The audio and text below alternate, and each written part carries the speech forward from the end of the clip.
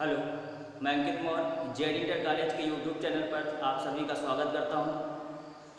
पिछले वीडियो में हमने सेंटेंस के बारे में चर्चा की थी। मैंने आपको बताया था कि जो सेंटेंस होता है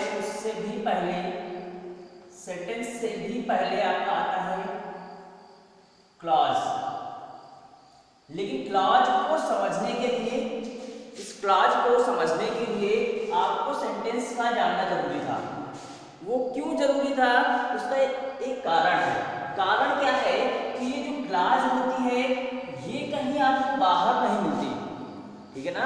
ये जो क्लॉज होती है ये कहीं आपको बाहर नहीं मिलेगी, वो मिलेगी भी तो कहाँ मिलेगी, सेंटेंस के अंदर मिलेगी, ठीक है ना। सेंटेंस के अंदर ही क्लॉज होती है और इस क्लॉज की कुछ कंडीशंस ऐसी होती हैं जो सेंटेंस से मैच करती हैं। यानी कुछ कंडीशन ऐसी होती हैं जो सेंटेंस में भी पाई जाती हैं और क्लॉज में भी पाई जाती हैं। तो सिमिलर कंडीशन भी है और मेन चीज यही है कि क्लॉज जो होता है वो कहीं बाहर नहीं मिलता, सेंटेंस के अंदर ही पाया जाता है। तो देखिए क्लॉज होता क्या है। क्लॉज को हिंदी में हम कहते हैं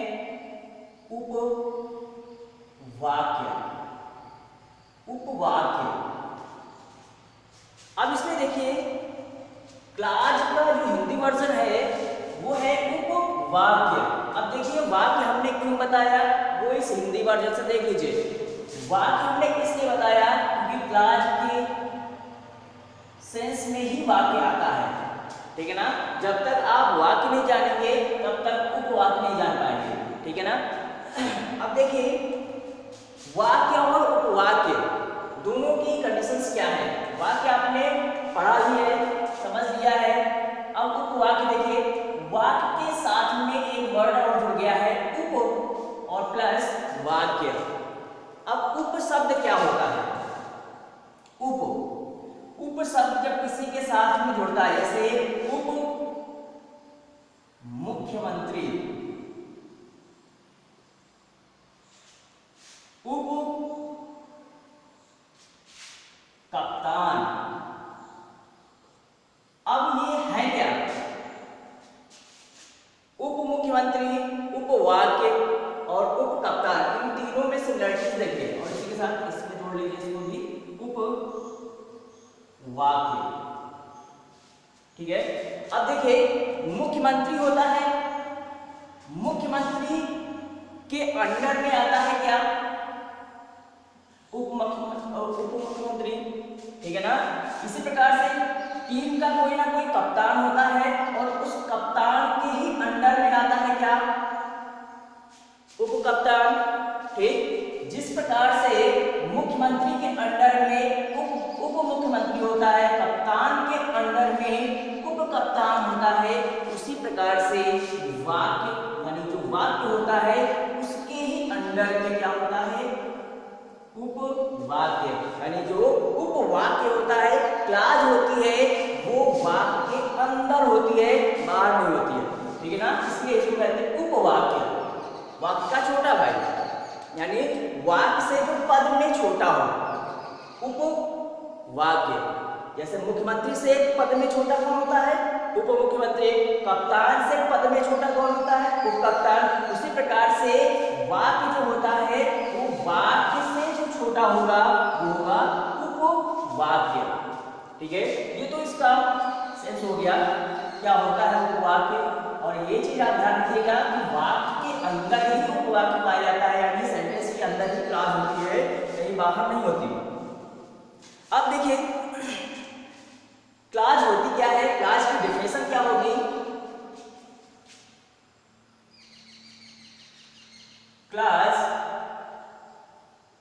is a part of sentence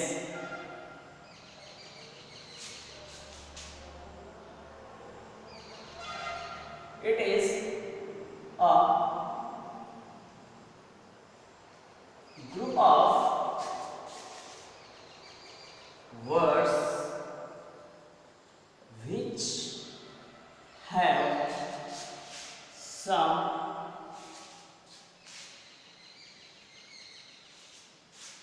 which have sometimes complete sense and की जगह पर कर दीजिए और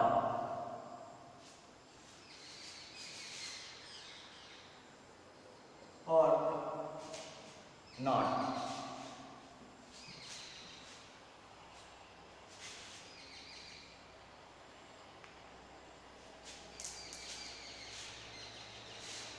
It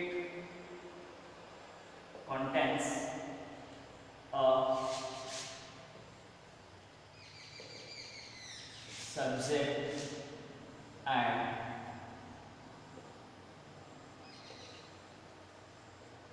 predicate.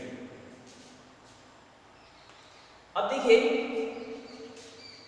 ये डिफिनेशन देखिए, ये डिफिनेशन प्रयोग के आधार पर जैसी वास्तव में क्लॉज की कंडीशनिंग होती है उस आधार पर ये डिफिनेशन बनाई गई है। देखिए डिफिनेशन क्या है, clause is a part of sentence. सबसे पहली चीज हमने बताया कि क्लॉज क्या होता है, वाक्य का ही एक भाग होता है, यानी वाक्य के ही अंदर पाया जाता है। तो क्लॉज क्या होती है, पार्ट ऑफ सेंटेंस, यानी वाक्य का ही एक पार्ट यानी भाग होती है। नेक्स्ट कंडीशन क्या है, it is a group of words, शब्दों का समूह होगा, ठीक है ना।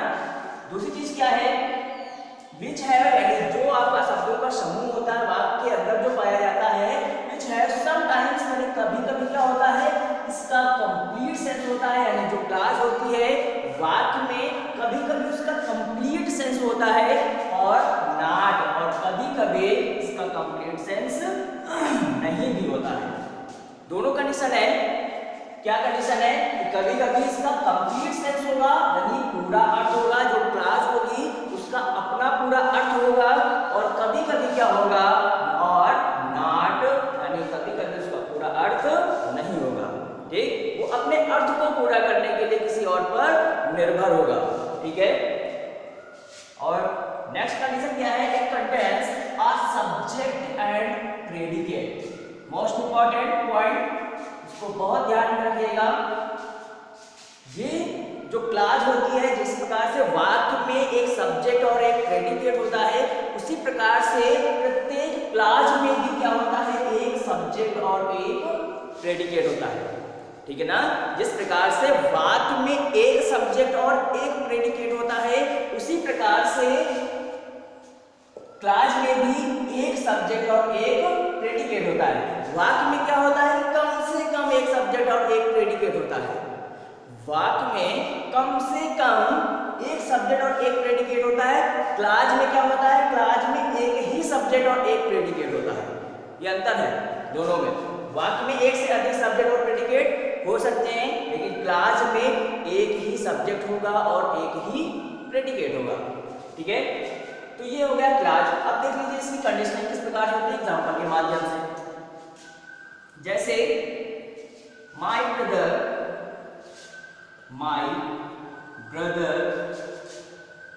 Went to Agra where his friend lived.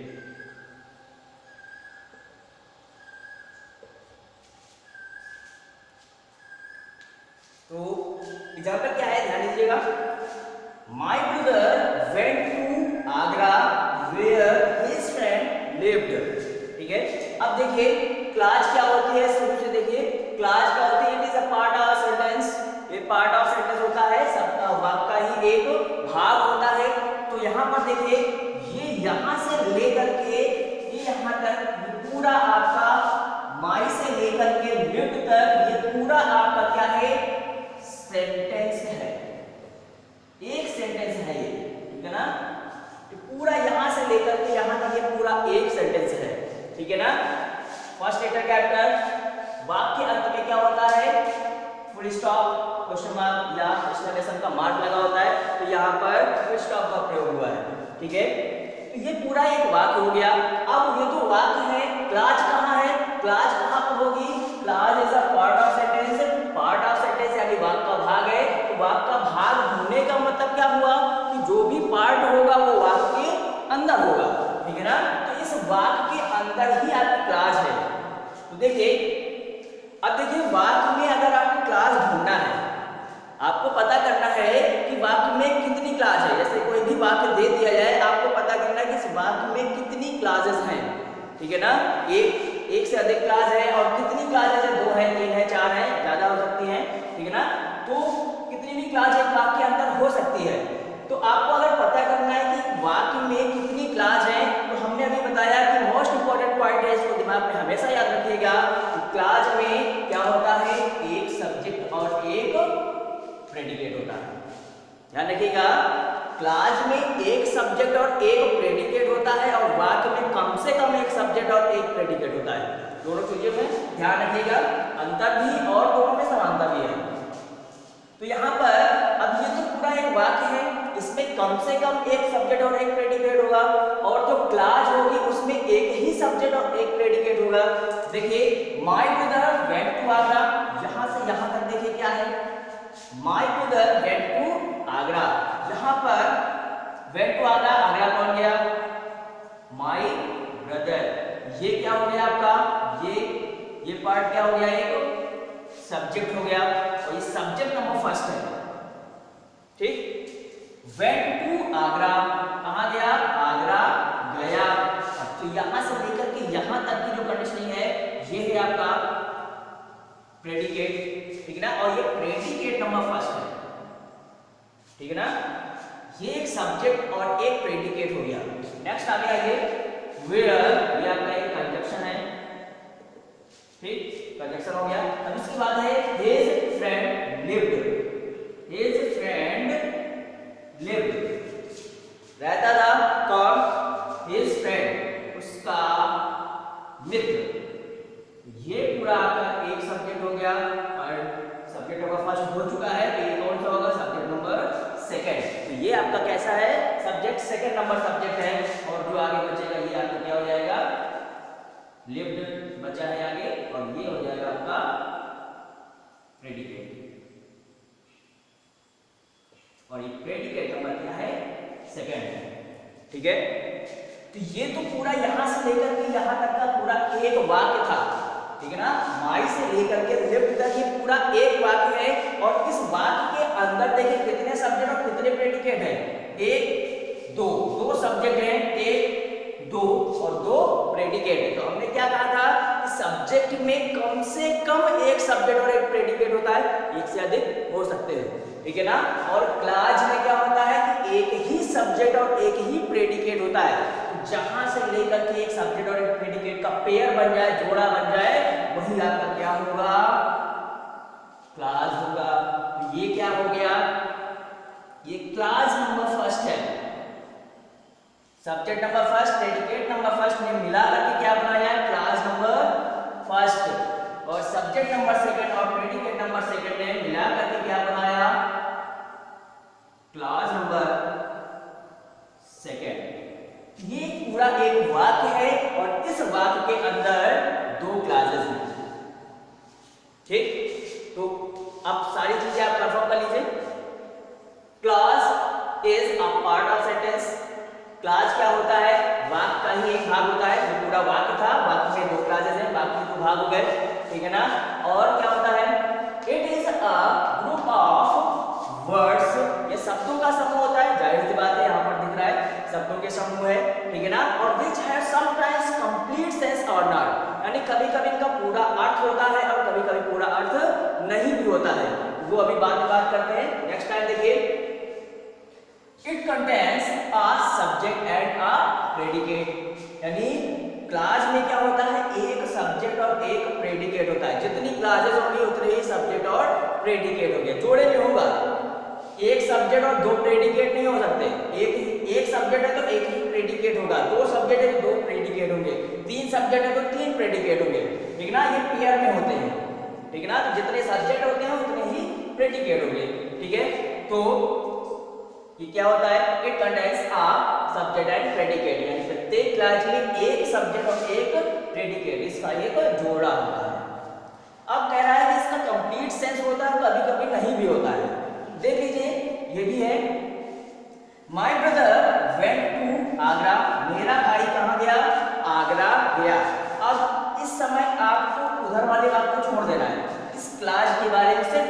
Class जो दी गई है, पहली जो क्लास दी गई है, सिर्फ उसके बारे में बात करना है। अब हमें केवल क्लास के बारे में बात करना है, ठीक है ना, सेंटेंस के बारे में बात नहीं करना, हम क्लास के बारे में बात कर रहे हैं, ठीक है। तो पहली क्लास क्या है, my brother went to Agra, मेरा भाई कहाँ गया, आगरा गया। अब आपको बताना है कि यहाँ पर इसका कंप्लीट सेंस आ रहा है या नहीं आ रहा है, इसका पूरा अर्थ प्राप्त हो रहा है या नहीं हो रहा है।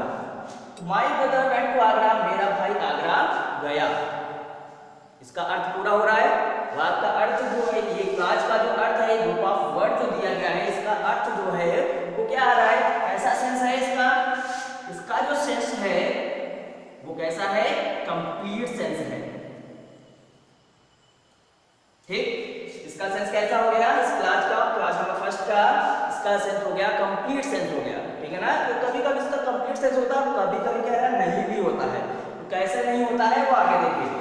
अब इस क्लास को आप छोड़ दीजिए, इससे अभी आपको कोई मतलब नहीं है, सिर्फ इतनी क्लास को देखिए, class number second. Class number second क्या है, where my friend lived, where his friend lived, जहां उसका मित्र रहता था, ठीक है ना, जहां उसका मित्र रहता था। आपने जैसे ही बोला जहां, तो आपके माइंड में तुरंत एक क्वेश्चन आया, कहां आएगा ना। जैसे ही आप बोलेंगे जहां उसका मित्र रहता था, तुरंत माइंड में क्वेश्चन आया, कहां रहता था, वेयर, ठीक है ना।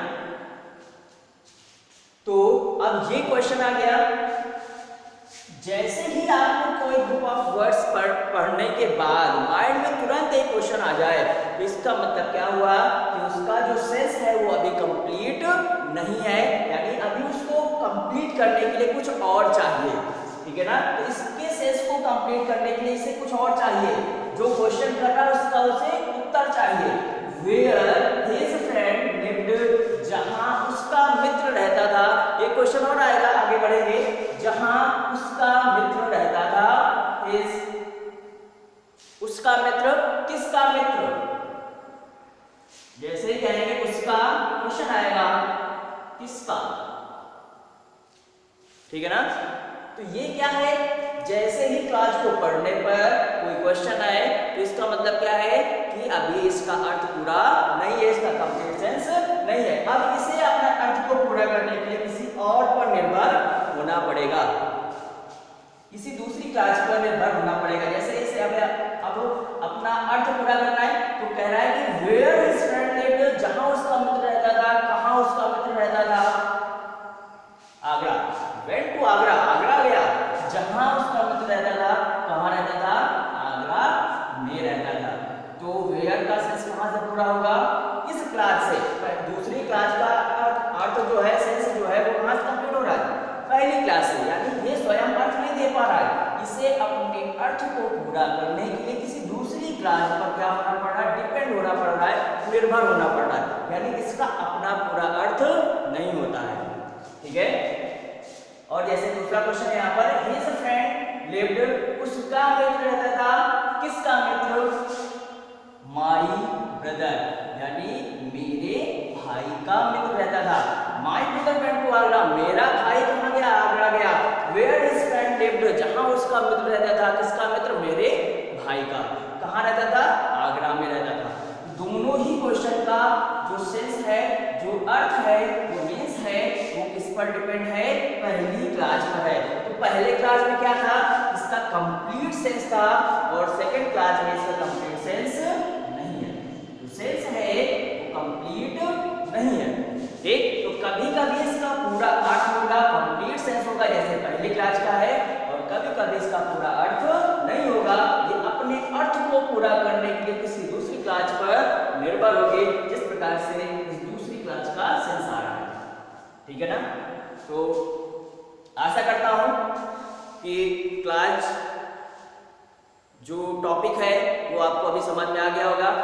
ये सिर्फ आपका इंट्रोडक्शन है, आगे ये सारी चीजें डिटेल में बताई जाएंगी। यहाँ पर सिर्फ आपको ये बताया जा रहा है कि इंग्लिश के टॉपिक्स में ये सारी चीजें हैं, इन्हीं का आगे डिस्क्रिप्शन होगा, यहाँ पर सब सारी चीजें डिस्क्राइब की जाएंगी, सभी चीजों के बारे में विस्तार से बताया जाएगा डिस्क्राइब करके, ठीक है ना। प्रकार बताए जाएंगे, इनके यूजेस बताए जाएंगे, सभी प्रकार के काइंड्स बताए जाएंगे, कितनी क्लासेज होती है, उन क्लासेस के कितने काइंड्स होते हैं, कंजक्शंस कौन कौन से होंगे, किस किस प्रकार के कंजक्शन कहाँ कहाँ पर प्रयोग किए जाएंगे, सभी कंडीशंस सभी सिचुएशंस बताए जाएंगे। तो जाहिर सी बात है कि ये चीज़ें थोड़ा सा डिफिकल्ट होंगी, लेकिन समझने में कोई खास परेशानी नहीं होनी चाहिए। तो आज के वीडियो में इतना ही, मिलते हैं आपको नेक्स्ट वीडियो में, तब तक के लिए जय हिंद।